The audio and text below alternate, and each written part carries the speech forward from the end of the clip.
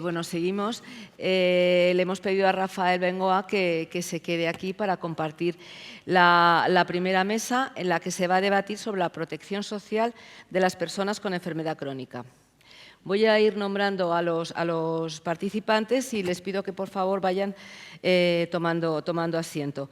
Modera la mesa Karina Escobar, presidenta de la POP, y junto a Rafael Bengoa van a participar Yolanda Agra, de la Subdirección General de Calidad del Ministerio de Sanidad, Consumo y Bienestar Social, Iñaki Imaz Iglesias, investigador del proyecto europeo CRODIS y del Instituto de Salud Carlos III, y David Larios, vicepresidente de la Asociación de Juristas de la Salud, letrado de la Administración de la Seguridad Social y letrado de la Junta de Comunidades de Castilla-La Mancha. Karina, tiene la palabra. Bueno, buenos días de nuevo a todos y a todas. Empezamos esta segunda mesa sobre la protección social de las personas con enfermedades crónicas y me gustaría iniciarla con un pequeño vídeo que hemos hecho en el marco de sensibilizar sobre la situación de las personas con enfermedad crónica en España, y en este hacemos referencia al impacto laboral, ¿no? Los problemas laborales y las barreras que encontramos las personas con enfermedad crónica para esa inserción social y laboral que necesitamos. ¿Pasamos al vídeo?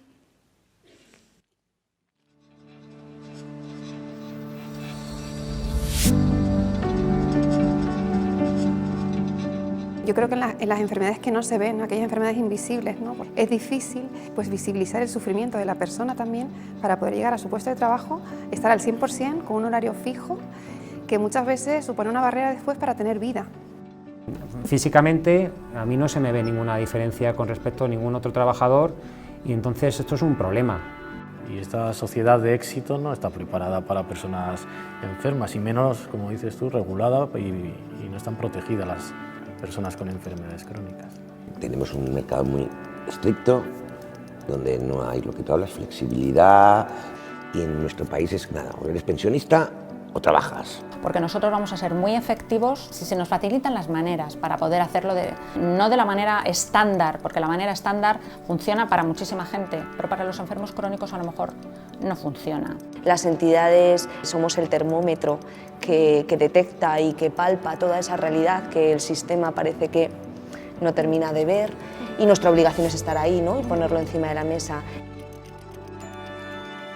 Lo que no cabe ninguna duda es que si esas personas se reinsertan en el mundo laboral, todo el mundo gana. Se pide siempre al empleado que se salga de la zona de confort, ¿no? Que es bueno, que los cambios a veces son buenos.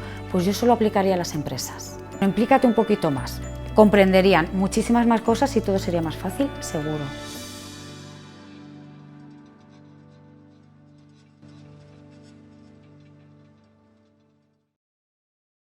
Que nos da como una visión general ese impacto que tenemos en nuestro trabajo, pero también las personas con enfermedad crónica pues luchamos día a día por mantener nuestra salud, mantener nuestra autonomía, conservar nuestra calidad de vida, pero también conservar nuestro empleo, poder acceder en el caso de los niños a la educación y poder estar en igualdad de condiciones y tener las mismas oportunidades que el resto de los ciudadanos.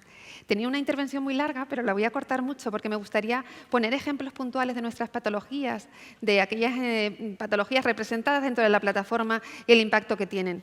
Voy a dar algunos datos, no están representadas todas porque sería muy largo, porque la problemática es larga y compleja. En España, un 43% de los trabajadores con esclerosis múltiple deja su empleo durante los 3 primeros años del diagnóstico. Y añado que además las personas con esclerosis múltiples, con síntomas de fatiga, doble visión, falta de concentración, no consiguen una discapacidad y no tienen ni siquiera derecho a un empleo público protegido. El 50% de las personas con VIH y SIDA están en situación de desempleo. El 24% de las personas con cefalea estuvieron de baja en los últimos 12 meses. Personas que trabajan de manera autónoma y sufren un proceso oncológico dejan de trabajar y se quedan totalmente desprotegidas. Personas en diálisis que les trasplantan y pierden la discapacidad después de haber estado más de 10 años fuera del mercado laboral. Niños que no pueden estudiar porque entran y salen del hospital con frecuencia, pasando temporadas en casa que no superan el tiempo necesario para que se les asigne un profesor. Y bueno, estos son algunos de los muchísimos ejemplos y todas las barreras que nos encontramos las personas con enfermedad crónica pues para vivir en igualdad de condiciones y requerimos, ¿no?, de esa protección social tan importante para nosotros, no separar a la persona, a la enfermedad de la persona y de sus necesidades tan complejas. Agradezco a todos los participantes de esta mesa y me gustaría empezar por Yolanda como representante del Ministerio y un poco en toda la expertise que tenéis vosotros en la gestión de la cronicidad. Concretamente, en esta parte de la estrategia de cronicidad, ¿cómo se tratan las políticas sociales? ¿Cómo acompañamos a los pacientes y a sus familias en esta situación de vulnerabilidad? Vale, muchas gracias, Karina. Evidentemente, en la estrategia de cronicidad hay una línea estratégica que es de continuidad asistencial, en la que se marcan una serie, un objetivo de mejorar la coordinación con la atención social. En este aspecto se está trabajando no solo en la estrategia de cronicidad, sino también en otras estrategias y programas, ¿no? Yo quisiera señalar que desde años, y ya sabéis, el trabajador social en los centros sanitarios juega un papel fundamental para identificar problemas y abordar problemas de índole social. Y este trabajador social comparte información, historia clínica con los clínicos. Lo que sí que hay un vacío importante es compartir la información con asuntos sociales. Esto nos daría una integralidad en la atención mayor de la que tenemos en este momento. En el aspecto social se están promoviendo una serie de prácticas. De hecho, el día 25 de octubre se va a celebrar una jornada en el Ministerio de Sanidad, que aprovecho para invitaros a todos, que va a haber una mesa que precisamente habla de integración sociosanitaria y en la que se van a presentar ejemplos de algunas comunidades autónomas. Luego también va a haber una mesa de atención domiciliaria, porque la atención domiciliaria hemos visto en la evaluación de la estrategia de cronicidad que se presentó en julio pasado, es deficiente por parte de enfermería y se van a presentar una serie de acciones para mejorarla ahí. También va a haber una mesa que va a estar dirigida a experiencias para mejorar la integración de la información y evaluación entre asistencia sanitaria y asistencia social. Por otro lado, hemos trabajado con el Inserso, el Ministerio de Sanidad, obviamente, Inserso, en un plan nacional de Alzheimer que se va a presentar en el próximo Consejo Interterritorial.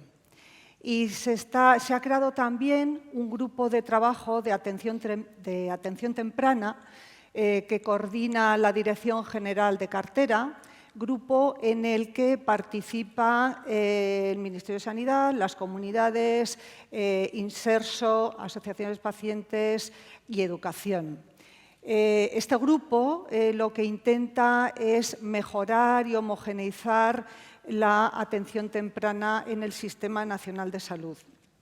Con lo cual, Karina, como ves, nos queda mucho por avanzar, pero hemos empezado a dar pasos, yo creo que pasos importantes para trabajar con asuntos sociales en lo que es un tratamiento y un abordaje más integral para los pacientes crónicos, sin olvidar lo que había comentado la ministra, que es un aspecto fundamental, que es potenciar a la atención primaria. Me ha gustado mucho escuchar al doctor Bengoa con el tema de proveer más recursos a lo que es la atención primaria y comunitaria en detrimento de la especializada, porque realmente es lo que nos está haciendo falta. Doctor Bengoa, por continuar, Ha cambiado mucho, también, lo comentaba yo al inicio del Congreso, ¿no? Cómo ha ido cambiando el perfil del paciente y un poco las expectativas del paciente, y socialmente también entender que la cronicidad no es solo para las personas mayores, ¿no? Sino que la diversidad es mucho mayor, que en este momento en España hay un 19% de los niños españoles que tienen una enfermedad crónica, jóvenes que lo van a tener muy complicado, y sí que me gustaría saber cuál es su percepción o los datos que podamos tener en cuanto a cómo también demográficamente este cambio, en cómo se incorpora también la enfermedad demográficamente en los más jóvenes. Sí, yo me llamo Rafa, Karen. La idea es que fuera me llama Rafa y aquí me llama. A ver, es verdad que la enfermedad crónica se ha conectado mucho con el envejecimiento y cuando uno va a las reuniones en las que el otro día, por ejemplo, estuvimos con la ministra también en la de acondroplasia. Cuando uno está con cualquiera de vuestras asociaciones, ve que hay muchísimos afectados, muchísimos más jóvenes. Pero yo creo que sean mayores o jóvenes, el modelo ya he explicado que no es el que necesitan. Entonces, personalmente no creo que se va a arreglar haciendo más planes. Ni en las comunidades autónomas ni en el Ministerio. Creo, como lo que he empezado, que yo lo que veo en la realidad en otros países es que allí donde hay mejoras es porque el Ministerio o la Consejería de Comunidad Autónoma ha permitido a alguien a nivel local imaginar una solución en su contexto y permitir que los equipos locales identifiquen quiénes son las personas jóvenes y mayores y digan, pues es evidente que aquí tenemos que mover recursos de esta forma de atención primaria y 5 enfermeros a hacer otra cosa, y permitir que eso se haga. Entonces yo creo que a mí lo que me gustaría es que el Ministerio, que tiene un papel fundamental, aparte de las cosas que ha dicho obviamente la ministra y que ha hecho muy bien, que son la reuniversalización, el tema de las pseudociencias, que solo tenga una mesa que dice cómo vamos a permitir la innovación local en este país. ¿Cómo vamos a dejar que la gente a nivel local, con las asociaciones, los clínicos, enfermería, medicina, psicólogos, etcétera, en su contexto busquen la solución para los enfermos crónicos de su localidad? Y yo creo que ese sería el salto más grande cualitativo en España en lugar de hacer más planes. Porque yo no veo que los planes, no solo en nuestro país, en muchos, se estén ejecutando en el modelo de liderazgo que tenemos. Entonces, lo que es importante es romper el modelo, descentralizar y permitir que lo local se exprese. Toda la innovación es local. Si no la permitimos, que no la permitimos en general en nuestro país, no va a haber mejora para los enfermos crónicos. Siento decir esa frase tan fuerte, pero no va a ocurrir. Porque los que saben lo que se necesita en una localidad sois vosotros, con los clínicos y la gente en esa localidad, no alguien en el Ministerio, en una consejería. Gracias. Iñaki, si cuando hablamos de empleo, como hemos iniciado con este vídeo, ¿qué datos tenemos sobre el impacto que tiene la enfermedad en el ámbito laboral y sobre todo en los jóvenes? Sí, bueno, yo lo que represento a una iniciativa europea, por eso he venido aquí, una iniciativa europea que lo que pretende es realizar acciones y conectando con lo que decía Rafael, acciones en ámbitos, implementaciones en ámbitos más micro, más locales, empresas, para favorecer la integración de los enfermos crónicos en el ámbito del empleo. Entonces, ¿Por qué? Porque en efecto pues, se observan hay muchos datos que lo que vienen a reflejar es que el enfermo crónico está fundamentalmente fuera del ámbito de trabajo. Vive solo la cuarta parte de los enfermos crónicos están trabajando actualmente, ¿no? En Europa, ¿no? Entonces, ¿cuáles son las dificultades? Pues bueno, muchas. Se están identificando pues, muchas dificultades. Dificultades de integración en la vida diaria, la vida personal con la vida laboral, etc., ¿no? Y esta iniciativa europea lo que pretende es generar herramientas que se apliquen en el ámbito más micro, empresas, ámbitos locales, para que se evalúen la práctica de esas empresas en términos de integración, en términos de capacidad de la empresa de inclusión de personas con dificultades y que puedan retornar al trabajo o puedan permanecer en el trabajo. Por lo tanto, bueno, yo el mensaje un poco que querría dar sobre todo es que se está, desde el ámbito europeo, se están realizando iniciativas que lo que pretenden precisamente es eso, llegar a favorecer que las empresas integren y consideren la necesidad de tener programas de acompañamiento a personas vulnerables que puedan integrarse en el trabajo y puedan participar en la vida diaria, aun siendo enfermos crónicos, ¿no? Más allá de otro mensaje que quería mencionar es que todo esto, más allá de la única consideración de la discapacidad como único elemento que la legislación, o como principal elemento que la legislación está considerando para facilitar la integración de personas con enfermedades crónicas, intentando que ese modelo del reconocimiento de la discapacidad no sea el único modelo de ayuda a la integración de las personas con enfermedades crónicas en el ámbito laboral. Esos son dos mensajes fundamentales, ¿no? Y bueno, pues nosotros lo que estamos haciendo es generar unas herramientas para que se puedan evaluar las empresas, evaluar las instituciones y fomentar programas en ese sentido. Las herramientas están en construcción y esperamos en los próximos meses tener ya instrumentos que se puedan ofrecer a toda la comunidad, tanto investigadora como comunidad de profesionales, como empresas, como organizaciones de pacientes, que estén disponibles para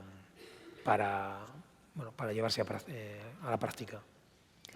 Pues yo creo que es fundamental y estamos de acuerdo, ¿no?, en que hay que hacer algo con las personas con enfermedad crónica, que al final no tienen ese reconocimiento de la discapacidad que abre esa protección social o esa facilidad para las empresas a tener algún tipo de ventaja, ¿no?, a la hora de contratarlas, esa flexibilidad laboral que muchas veces necesitamos y requerimos, y el poco conocimiento que hay de nuestras enfermedades y el impacto que tiene, pero que realmente estamos desaprovechando muchísimo talento, David. ¿Qué podemos hacer? Estamos en este momento ahora, si pensamos en los jóvenes, en la gente en edad laboral, en la gente que no se quiere quedar en casa, incluso que cuando se queda en casa empeora su salud, ¿qué podemos hacer cuando vemos en muchas cosas limitadas, que los baremos de la discapacidad no se ajustan al impacto que tiene realmente la enfermedad en cada persona, y tampoco podemos acceder muchas veces a la dependencia? Quiero decir, tenemos mucha gente invisible que no tiene cobertura y que en este momento pues necesitamos que tú por lo menos nos des luz. ¿Qué podemos hacer? ¿Cómo podemos mejorar nuestro trabajo de incidencia política, de pedir a la administración y un poco por ética y moral de todos, ¿no?, que no nos quedemos en casa? En mi caso, disculpa, efectivamente, como bien se ha puesto de manifiesto, pues existen una serie de situaciones personales que en muchas ocasiones son compartidas, se viven en comunidad o en grupos concretos, que reclaman pues, medidas por parte de los poderes públicos de fomento, bien medidas de prestación o medidas bueno, de intervención sobre estas situaciones en las que, lógicamente, cuando hablamos de situaciones en las que las personas se encuentran desprotegidas porque, bueno, pues son tributarias de algún tipo de barrera o víctimas de ella, enseguida tenemos que buscar, bueno, pues quién puede subsanar o venir bueno, pues a arrojar, digamos, ayudas sobre estas situaciones o a establecer medidas de tipo legislativo, de tipo administrativo, porque no olvidemos pues, que la Administración en un Estado social y democrático de derecho, la ministra recordaba que bueno, los avances se deben a que vivimos una democracia. Esa democracia tiene distintos, digamos, bueno, pues, planteamientos según la orientación política de quien esté en el gobierno. Hay democracias de corte más liberal, donde el mercado se autorregula y las situaciones de las personas se tienen que solventar por ellas mismas, y estados democráticos de corte más social o, bueno, dependiendo de la opción política que gobierna en ese momento. Estamos, en todo caso, hablando de medidas que reclaman un Estado intervencionista, un Estado que adopte, ya digo, medidas de fomento. Aquí hay, bueno, pues situaciones en las que se plantea pues, la dificultad de encajar la legislación actual de seguridad social, la incapacidad temporal, la incapacidad permanente en sus diferentes grados, con las peculiaridades de la enfermedad crónica. No es adecuado, ¿no? Todas estas medidas, o el caso también, bueno, pues, complicado pues, de las prestaciones sanitarias para que se adecúen a un perfil de paciente, de persona con un tipo de enfermedad que en muchas ocasiones no está suficientemente cubierta por el sistema sanitario que tenemos enfocado a la enfermedad aguda, como comentaba Rafa. La cuestión, como digo, se traduce siempre, al final, en una cuestión económica. Todas estas medidas, ayudas, si utilizamos reducción de jornada para persona con una enfermedad crónica, ese empresario debe contratar a otra persona en su sustitución. Entonces, lo dejamos que lo haga simplemente o dictamos una norma que esa contratación esté subvencionada de alguna manera o tenga incentivos fiscales o de otro tipo. El tema de los seguros de salud que rechazan las personas con enfermedad crónica o les incrementan las pólizas requeriría una intervención del Estado, porque si no, por sí mismo no se va a regular. La compañía aseguradora, en su legítima función privada, bueno, en un mercado privado, decide quién le corresponde o quién le compensa un aseguramiento, ¿no? Si queremos, de alguna manera, forzar a que esas empresas de seguros modifiquen esas condiciones, etcétera, va a tener que ser una intervención pública. Y me reservo la última, porque aparte de formar parte de la Asociación de Juristas de la Salud, también soy secretario general de la Asociación por el Acceso Justo al Medicamento. Este es un término, pues ya nos puede dar una idea de por dónde van los fines de nuestra asociación. Precisamente el acceso a fármacos innovadores, fármacos para enfermedades raras, se ve dificultado por el alto coste que se está imponiendo. Es decir, nuevamente llamamos a las puertas del poder público y decimos: intervenga usted en la fijación de precios de estos medicamentos de una manera más efectiva que la que se está teniendo hoy en día, y incluso de una forma con mayor grado de transparencia, para que los conflictos de intereses existentes en el tema de la investigación y luego el uso de esos medicamentos estén puestos, digamos, de manifiesto y no constituyan otra barrera más. Por tanto, hay un abanico tremendo de intervenciones que abarcarían, si hablamos del Estado, hasta 5 o 6 ministerios que pudieran o que deberían estar, digamos, alineados en esa reforma o en esa regulación, si hablamos de medidas legislativas, que abarcara toda esta problemática general y transversal asociada a las personas con enfermedad crónica. Hablábamos también del acceso al empleo público, muchas veces limitado. Ahí estarían administraciones públicas, la legitimación procesal de las asociaciones para poder ejercer acciones en defensa de sus asociados. Estaríamos hablando de justicia, es decir, sería un abanico de medidas legislativas tremendo. Ahora, ¿cómo lo podemos abordar? Bueno, pues está claro que llamando a las puertas de los responsables políticos en cada momento, que son quienes tienen la iniciativa legislativa, bueno, pues, y pueden presentar los proyectos de ley necesarios para estas modificaciones. En muchas ocasiones se trata de medidas de carácter ejecutivo, que con la norma que tenemos y una adecuada garantía de que se cumpla, porque no olvidemos que tenemos normas que desgraciadamente no se cumplen de manera diferente en los distintos territorios. Por tanto, ese tipo de medidas de tipo, llamaría un poco de militancia, es decir, de reclamar que se cumplan los derechos que ya tenemos y, por otro lado, que se regulen los que no tenemos. Entonces, bueno, como, digamos, acción enfocada al tema de medicamentos, aprovecho la ocasión pues, para comentar nuestra experiencia como Asociación de Acceso Justo al Medicamento y contra el abuso del sistema de patentes. Hemos llamado a la puerta de todos los responsables políticos diciendo, oiga, creemos que sería oportuno introducir esta serie de modificaciones en el sistema de fijación de precios para garantizar un acceso equitativo y posible a los medicamentos de nueva generación, etcétera, etcétera. Ningún partido político ha cogido digamos, el reto y hemos iniciado la tramitación de una iniciativa legislativa popular, que todos sabemos que es un proceso pues bastante complejo. De hecho, pues solamente en nuestra historia parlamentaria solamente ha habido una que ha llegado a ley, ¿no?, de las 100 y pico presentadas.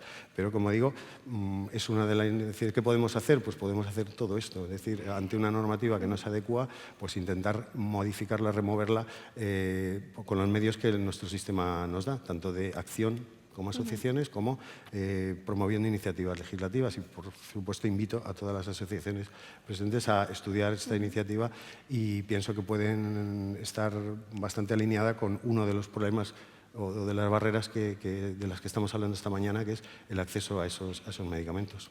Gracias. Bueno, las organizaciones de pacientes tenemos una gran trayectoria en la participación en la innovación y en la defensa de nuestros derechos para el acceso a la medicación y a la innovación terapéutica que se ajuste a nuestras necesidades. Tenemos una gran trayectoria, somos lo que al final lo sufrimos, lo padecemos y lo necesitamos. Y bueno, pues a mí me gustaría volver al ámbito de la protección social, que sepáis que estáis invitados a hacer las preguntas que requeráis y sí que me gustaría que nos dejaseis un mensaje. Imaginaros, aquí hay muchísimos presidentes, responsables de entidades de pacientes, y ¿qué clave les daríais? ¿Qué recomendaciones si tuvieran que hacer algo? Ellos están todo el tiempo luchando con esto, porque nosotros lo vemos como una cosa futura, una cosa que está aquí en una presentación o que se queda en este debate, pero la realidad es que nos está afectando hoy a muchísimas personas. Entonces, empiezo por ti. Yolanda, ¿qué cosas nos dirías? ¿Qué nos recomiendas en nuestra acción política, social y de cómo podemos mejorar hacer llegar nuestras demandas y cómo podemos hacer entender mejor nuestra situación y que se produzcan cosas? Bueno, yo creo que los pacientes, ciudadanos en general, algunos hemos sido pacientes, necesitamos tener una participación mucho más activa, empezando por arriba en las políticas del Estado.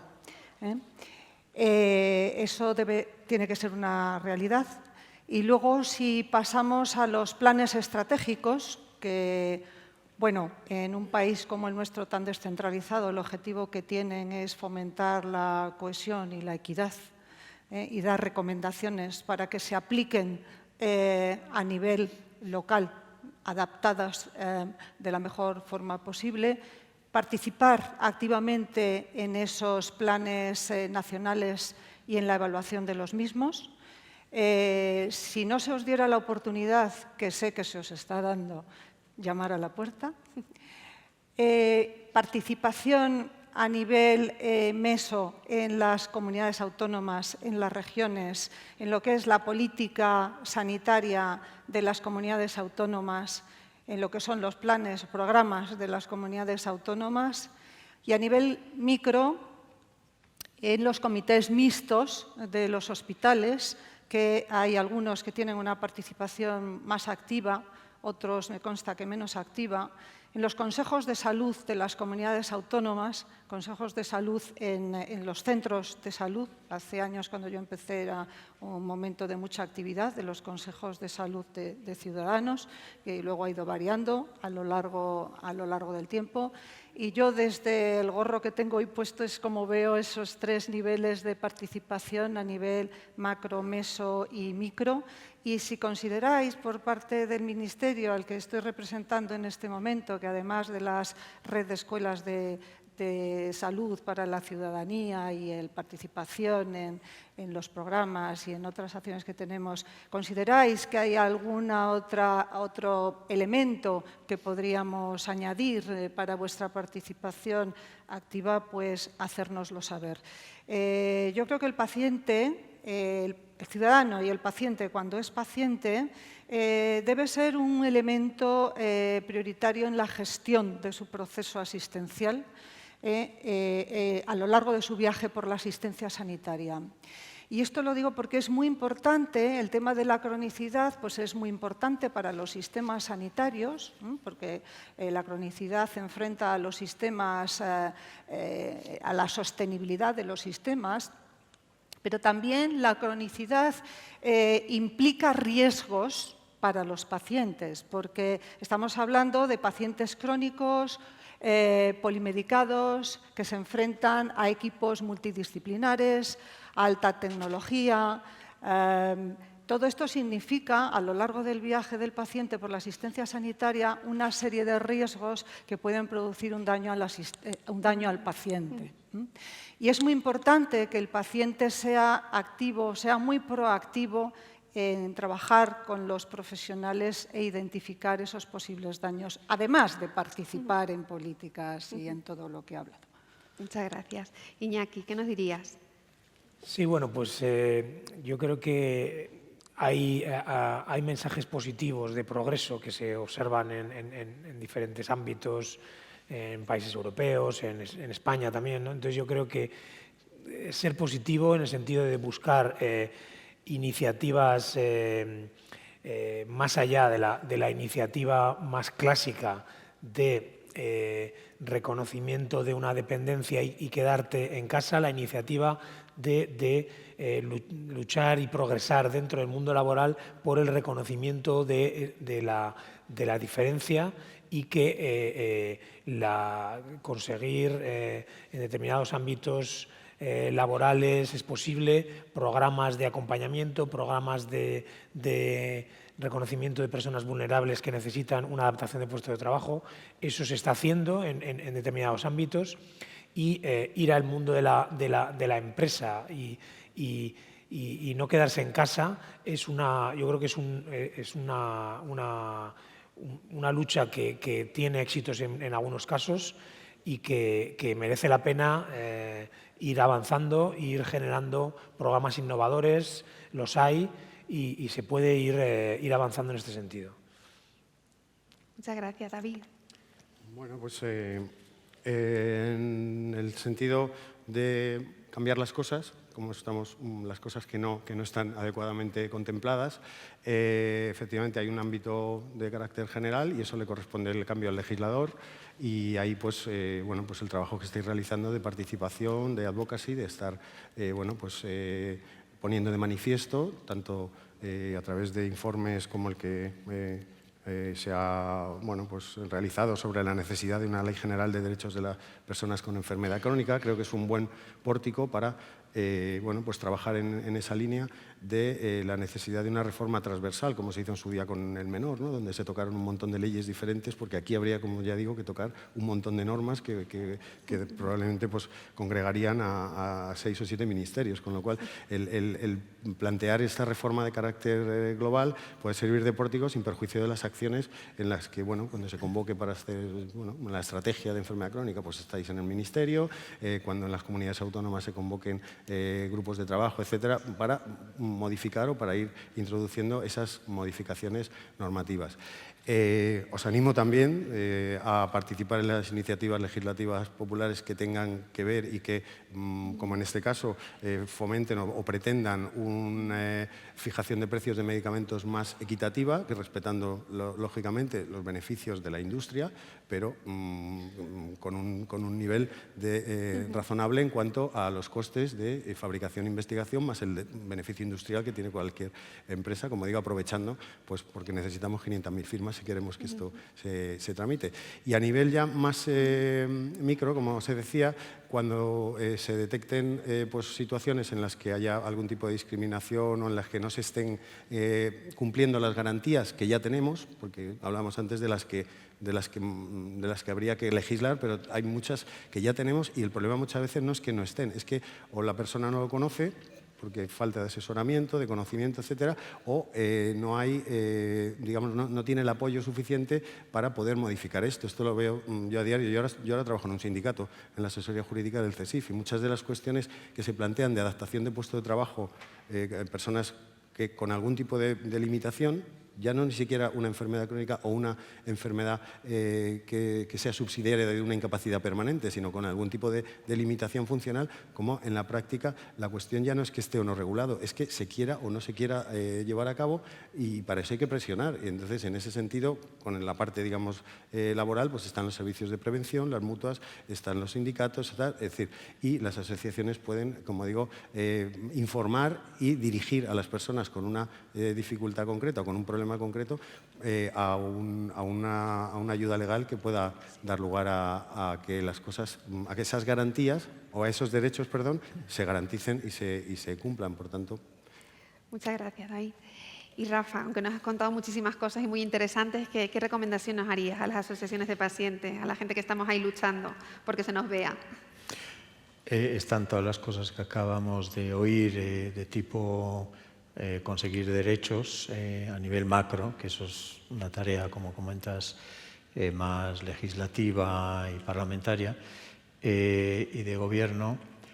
Yo lo que animaría es, y voy a usar un ejemplo, a las asociaciones que hagan cosas como la siguiente. Hay grupos de atención primaria, de hospitalaria, en España y en otros países.